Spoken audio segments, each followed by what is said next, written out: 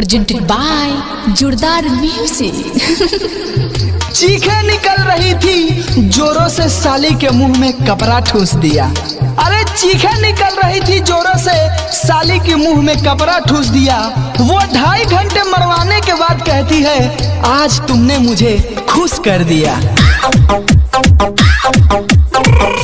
मैं उसके ऊपर रात भर, वो मेरे नीचे थी।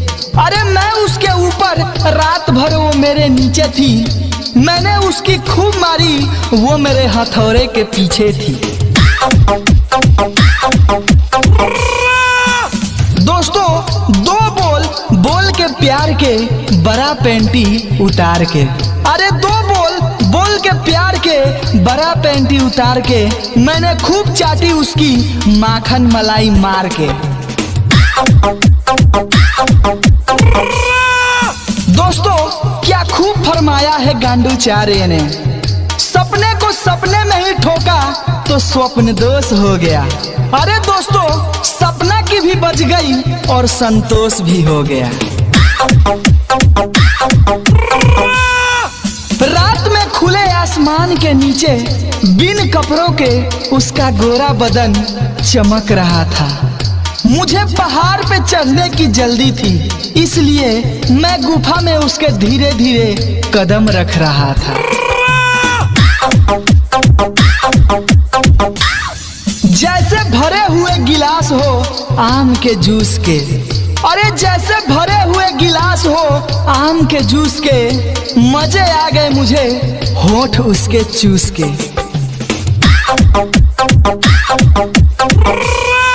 सुन बे साली, मार मार के मैं तेरे पूरी सुझा दूंगा।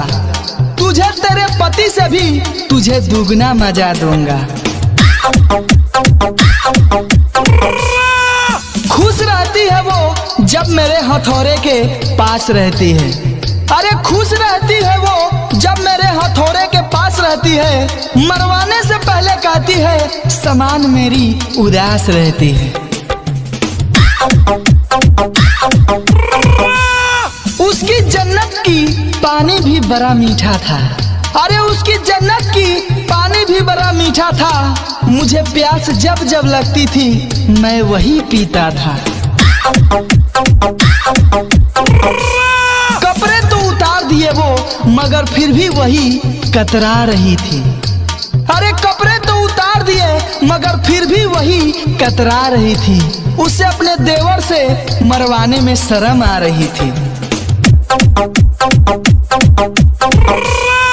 भाभी के थे छोटे छोटे, मैंने दबा दबा के मोटे किए हैं। अरे भाभी के थे छोटे छोटे, मैंने दबा दबा के मोटे किए हैं। पानी गिरता था दिन रात भाभी की जन्नत से, मैंने भर भर के लोटे पिए हैं। 2 बजते ही रात को कमरे में आती मेरी भाभी थी। दोस्तों, 2 बजते ही रात को कमरे में आती मेरी भाभी थी। भाभी को खुश करने के लिए सिर्फ मेरे पास एक ही चाबी थी। presented by जोरदार म्यूजिक। सुहाग रात के दिन एक सहेली ने अपने सहेली से पूछा, कैसी रही सुहाग रात। वो बोली, आए थे वो देर से, दिल जला दिया। पहले किया दरवाजा बंद, फिर दीपक बुझा दिया। पहले दबाने लगे मम्मे टटोलकर, फिर खेलने लगे चड्डी खोलकर। एक जंग ऐसी छिरी पलंग पर, गोले वाली तोप रखी थी सुरंग पर। मिला सिर्फ 9 मिनट का मजा, अब भोगनी है 9 महीने की सजा। 9 महीने के बाद ऐसा होगा विस्फोट, जो बन जाएगा देश के लिए एक और वोट।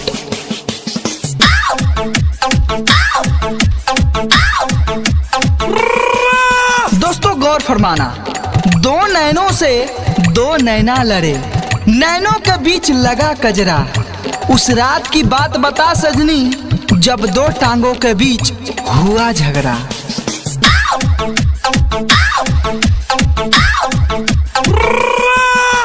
दोस्तों, फूली हुई रोटियों को कच्ची मत समझना, कि फूली हुई रोटियों को कच्ची मत समझना, और 12 साल की लड़कियों को बच्ची मत समझना।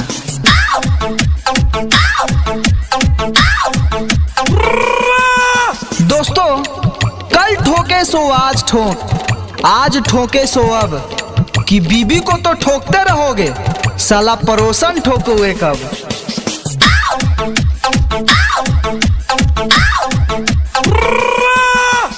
दोस्तों, कौन है जो हिलाने को आया है, कि कौन है जो दबाने को आया है।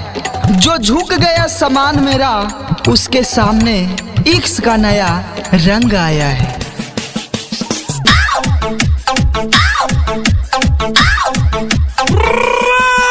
दोस्तों, जरा गौर फरमाना। पप्पू ने एक लड़की से सेक्स के लिए पूछा। लड़की बोली, तुम इतने छोटे हो, मेरी जवानी का बोझ कैसे उठाओगे।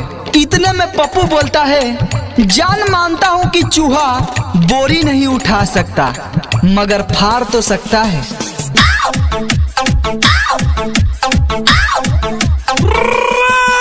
एक लड़की ने पप्पू से पूछा कि यार, मच्छर के काटने से मलेरिया होता है, एड्स क्यों नहीं। कि मच्छर के काटने से मलेरिया होता है, एड्स क्यों नहीं। इतने में पप्पू बोला, क्योंकि मच्छर डंक मारता है, पिछवाड़ा नहीं।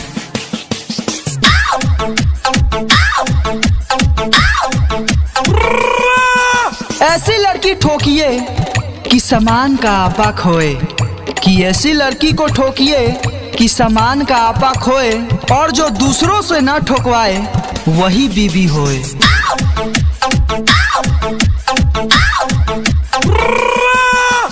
करत करत ठोकाई से समान होत है बलवान, कि करत करत ठोकाई से समान होत है बलवान। ठोक के आवत जात है और समान बने महान।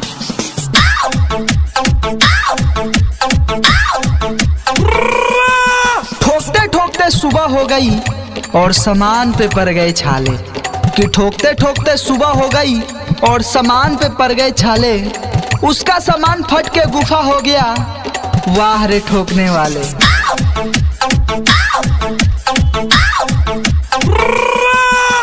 जैसे फूली हुई रोटी कभी कच्ची नहीं होती।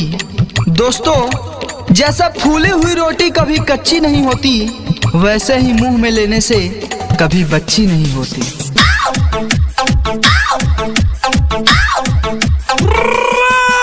दोस्तों, पिछवाड़े के साथ ऐसा घटना घट ही जाती है, कि दोस्तों पिछवाड़े के साथ अक्सर ये घटना घट ही जाती है।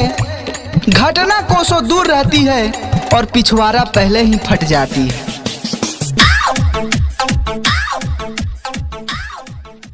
presented by जोरदार म्यूजिक। अरे मेरी जाने मन, अर्ज किया है गौर फरमाना, कि तेरी दुनिया में कोई गम ना हो, कि तेरी दुनिया में कोई गम ना हो। खा के आऊंगा दवाई ताकि ठुकाई कम ना हो। ईंट पे ईंट चढ़े तो बन जाता है दीवार, कि ईंट पे ईंट चढ़े तो बन जाता है दीवार, और लड़की पे लड़का चढ़े तो बन जाता है परिवार। दोस्तों, अर्ज किया है गौर फरमाना।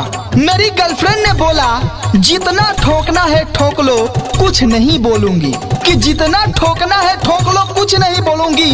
बहुत माल झड़ता है तेरी लाठी से, बस उसे मुंह में नहीं लूंगी। आज का घंटा ज्ञान जरूरी आविष्कार को जन्म देती है, कि आज का घंटा ज्ञान जरूरी आविष्कार को जन्म देती है। दोस्तों, गर्लफ्रेंड हर जरूरतों को पूरी करती है। दोस्तों, अर्ज किया है गौर फरमाना।